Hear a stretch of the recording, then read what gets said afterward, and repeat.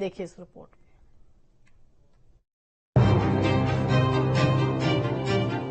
Dhami cabinet की देहरादून में अहम बैठक हुई है। वैसे तो बैठक में कुल 8 फैसलों पर मुहर लगी, लेकिन जो फैसला सबसे ज्यादा चर्चा में आया वो है लोक व निजी संपत्ति क्षति वसूली एक्ट। उत्तराखंड लोक तथा निजी संपत्ति क्षति वसूली अध्यादेश 2024 संपत्ति के संबंध में हड़ताल, बंद, दंगों संबंधी लोक अशांति प्रतिवादों के दौरान सार्वजनिक स्थलों पर समस्त हिंसात्मक कार्यों को व्यवहृत करने और उसकी निरंतरता तथा तीव्रीकरण पर नियंत्रण रखने, लोक या निजी संपत्ति की क्षति की वसूली का उपबंध करने और क्षतियों का अनुसंधान करने, तत्संबंधी प्रतिकर अधिनिर्णित करने हेतु दावा अधिकरणों का गठन किया जाएगा।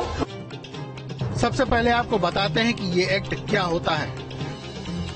28 जनवरी 1984 को पास हुआ कानून में धारा 3 और धारा 4 के तहत सजा, सार्वजनिक संपत्ति में तोड़फोड़ करने पर धारा 3, सार्वजनिक संपत्ति में आग लगाने पर धारा 4, 5 साल तक जेल या जुर्माने की सजा, दोनों सजा से भी किया जा सकता है दंडित। टेरर एक्ट माना जाता है अपराध।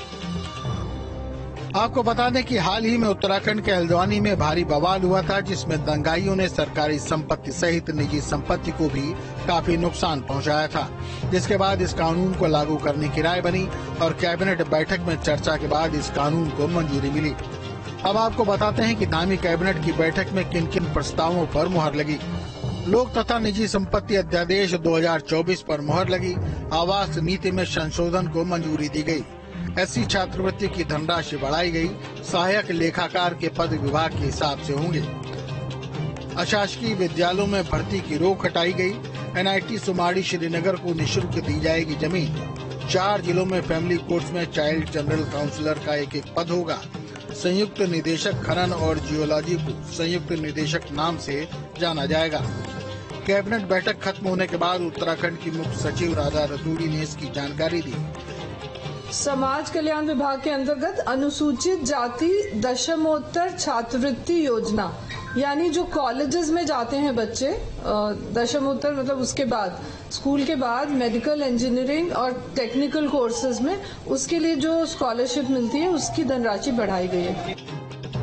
कैबिनेट बैठक में लिए गए जनहित के इन अहम फैसलों से एक तरफ जहां राज्य दंगा मुक्त की ओर बढ़ेगा, तो वहीं दूसरी तरफ छात्रों और गरीबों को लेकर जो भी फैसले लिए गए हैं वो भी तारीफ